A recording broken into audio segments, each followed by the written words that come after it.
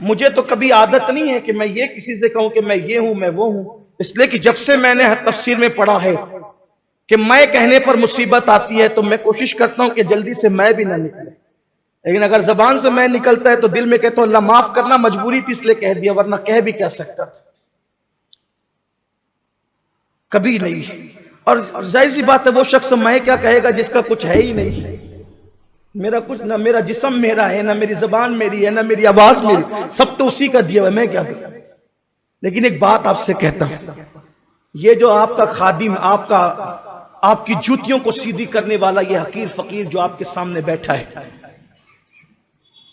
جس دن سے میں نے دعوت کی راہ میں قدم رکھا ہے، میری عمر 11 سال تھی، اس دن سے لے کر آج تک کس راستے سے لوگوں نے نہیں گزارا۔ میری ماں کو گالیاں دی، مجھے گالیاں دی، کیسے کیسے الزامات لگائے، ہم نے کبھی ہمت نہیں ہاری۔ آپ سے کہتا ہوں ہمت کبھی نہیں ہارنا۔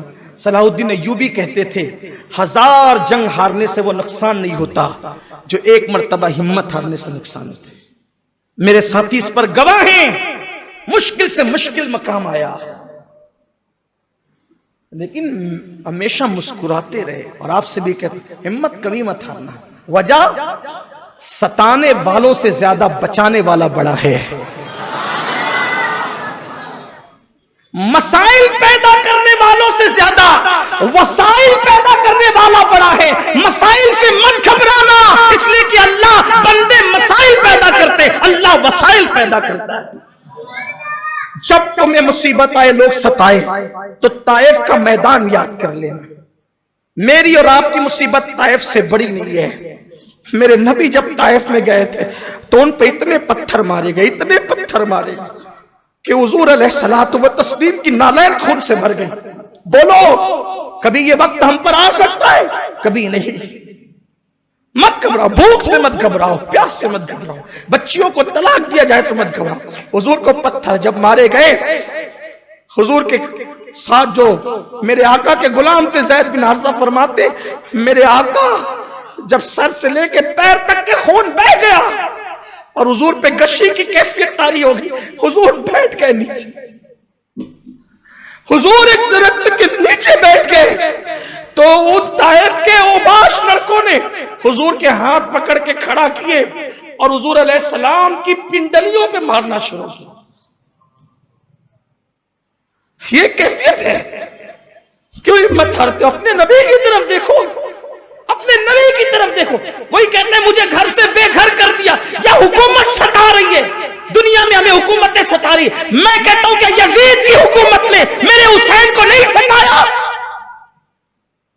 اگر دنیا میں کسی بھی ملک میں کسی بھی خطے میں مسلمانوں پر حکومت کا پریشر ہے تو اپنے حسین کی کربلا کو یاد کر لو، اور کہتا ہوں یاد رکھنا ستانے والا اگر بے گھر بھی کر دے گا تو ستانے والا خود بے گھر ہو جائے گا، اور جسے بے گھر کر کیا جائے اور وہ حق پر ہو تو انشاءاللہ وہ گھر گھر نظر آئے گا۔ اسی لیے کسی کہنے والے نے کہا ہے کہ حسین کل بے گھر تھے، آج حسین گھر گھر ہے۔ کل بے گھر تھے، کیوں؟ بے گھر یزید نے کیا جو مٹ گیا، گھر گھر اللہ نے کیا جو ہمیشہ باقی رہنے والی ذات ہے۔ کبھی مسئلے سے نہیں گھبرانا، کبھی۔ اور آپ کو بتاؤں، اللہ نہ کرے اللہ، کبھی تم پر زنا کا الزام بھی لگ سکتا ہے، بدکاری کا الزام بھی لگ سکتا۔ تم پاک دامن، ایک بات ہمیشہ یاد رکھو، اپنے معاملات اپنے اللہ سے درست رکھو، بس چھوڑ دو، کسی کوئی اوقات نہیں۔ کوئی تم پہ زنا کا الزام لگائے، لڑکی کا الزام لگائے، لواطت، اگر الزام ہے، الزام کی کوئی حیثیت نہیں۔ تم اگر سچے ہو چپ رہو، کچھ نہیں بولنے کا، خاموش۔ کہاں سے ملا؟ دیکھ لو حضور کی پیاری زوجہ، ہم سب کی امی جان، ام المومنین سیدہ طیبہ طاہرہ، سیدہ طیبہ طاہرہ، میرے نبی کی زوجہ ام المومنین حضرت عائشہ صدیقہ رضی اللہ تعالیٰ عنہ۔ منافقین نے الزام لگایا، اور وہ گندا جو الزام لگا اس کا ذکر نہیں کرتا، آپ سمجھ گئے الزام کیا لگا۔ ایسا پروپیگنڈا کیا منافقین نے کہ بعض کلمہ پڑھنے والے مخلصین بھی اس کا شکار ہو گئے اور وہ بھی کہنے لگے کہ انہوں نے ایسا کیا، انہوں نے ایسا کیا۔ ام المومنین کو پتا چلا میرے بارے میں اتنی گندی بات، ام المومنین چلی گئی اپنی امی کے یہاں، ام المومنین چلی گئی اپنی امی کے یہاں، کچھ نہیں صفائی، کوئی صفائی پہ نہیں، کیا کہا پتا ہے؟ حضور ملنے آئے تو آقا تو صحابہ میں کہہ چکے تھے کہ میں اس کو خیر سے کے علاوہ اس کا کچھ نہیں جانتا۔ ان کی کنیز کو، جو ان کے یہاں رات دن رہتی تھی گھر میں، ان کی کنیز کو بلایا، مولا علی نے کہا تجھے ماروں گا ورنہ سچ بول، کیا معاملہ ہے، صحیح بتا۔ حالانکہ مولا کائنات بھی پہلے کیا بول چکے تھے؟ یا رسول اللہ آپ کی بیویاں پاک ہے، کیوں؟ دلیل کیا پیاری دی میرے مولا نے۔ مولا علی کہتے حضور آپ کی نالین میں جو کا خون لگ گیا۔ کس کا خون؟ جو کتنی بڑی ہوتی ہے؟ اتنی سی ہوتی ہے، خون اس کا کتنا ہوتا ہے؟ اتنا سا، اس سے ناپاکی ہوتی ہے مفتی صاحب؟ اتنا سا خون جو حضور کی نالین میں لگ گیا۔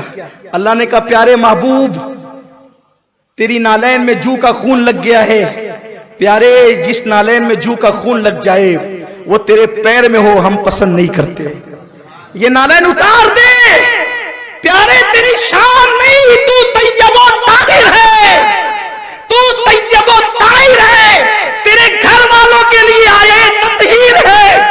اگر تیری نالین میں جو کا خون لگ جائے نکال دے اس نالین کو، اتار دے اس نالین کو، تیری شان نہیں کہ جس میں جو کا خون لگا ہو وہ نالین تیرے پیروں میں ہو۔ مولا کائنات کہتے حضور میرے ماں باپ آپ پہ قربان، اگر نالین میں جو کا خون لگ جائے تو اللہ اس کو اتار دینے کا حکم دیتا ہے۔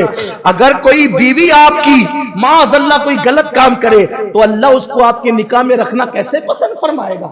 جب نالین پہ جو کا خون لگے وہ پسند نہیں ہے تو کسی پر گندی نظر پڑے اور وہ آپ کے حرم میں رہے، اللہ کو یہ گوارا نہیں ہوگا۔ لیکن جب پوچھنے کی بات آئی